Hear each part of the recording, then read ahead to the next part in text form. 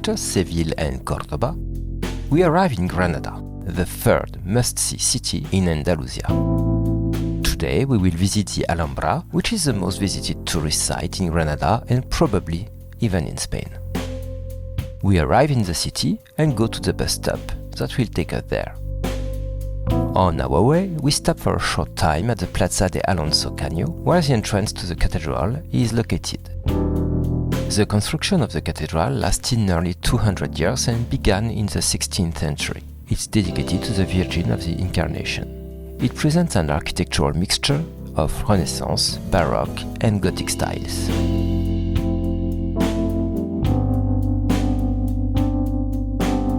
We continue our walk through the Calle Alcaceria, which is the only remaining part of the Great Bazaar of Granada, which was built in the 15th century. The narrow streets are mainly composed of small souvenir and fabric stores. On the corner of the street, we discover a building that used to be the grain fair of Granada. It also served as an inn where caravans and merchants could meet to sell and temporarily store their products. After the reconquest by the Catholics, this building was assigned to the coal market. It was later used as a theater, and today it's used for cultural institutions. We arrive now to the place Isabel the Catholic. We discover the statue of Christopher Columbus and Queen Isabella. This statue was erected in 1892. We take the bus to the Alhambra and arrive at Generalife. The entrance is through the gardens, which allowed to refresh. It's really a nice place, and we will spend a long time there before going to the Summer Palace. The gardens are full of water features, with canals and beautiful stone fountains.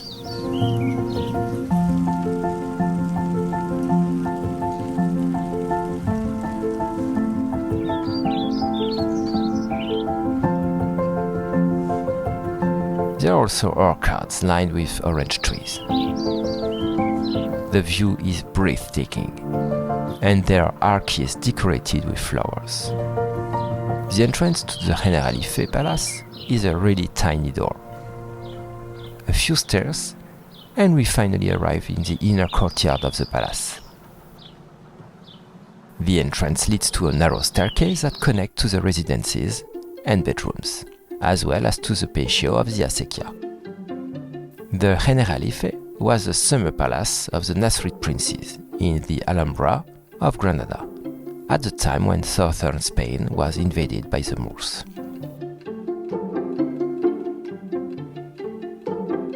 It occupies the slopes of the Hill of the Sun, from which you can see the whole city and the valleys.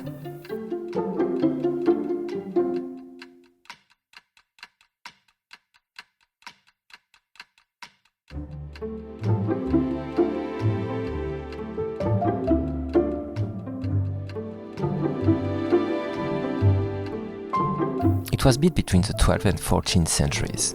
The Generalife is today composed by two buildings that are connected between them by the patio of the Acequia. The water basins are fed by springs from the Sierra Nevada mountain, which can be seen from the gardens. The patio of the Acequia leads to an arcade gallery with 5 arches, allowing access to bedrooms, the royal chamber and the Sultana garden. Dating back to 1584, this arcaded structure features old cypress trees, stone fountains with water sports, and clipped myrtle hedges. We take the Escalera del Agua, which is one of the most innovative and ambitious achievements of the gardens of Generalife. We arrive at the highest part of the Generalife gardens, and we head in the direction of the Nasrid Palace.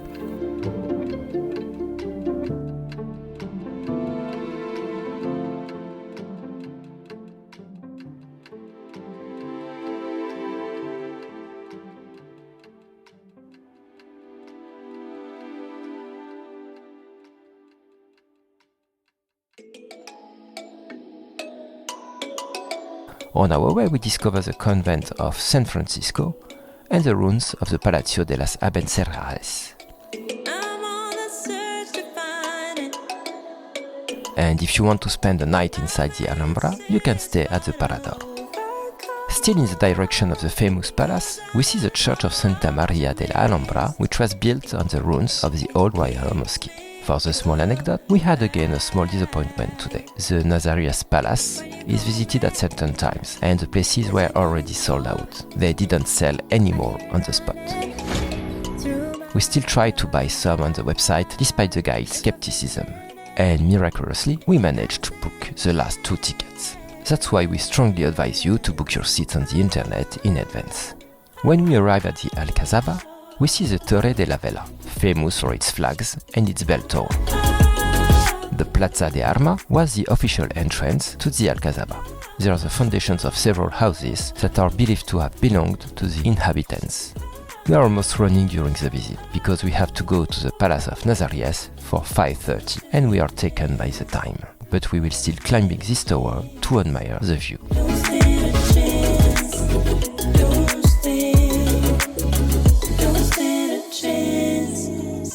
Stand a chance.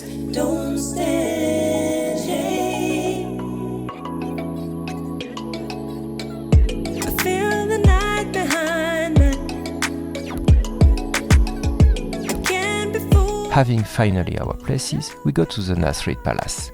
During a short time, our day seemed to want to start a little bit like yesterday. But fortunately, today we are much luckier.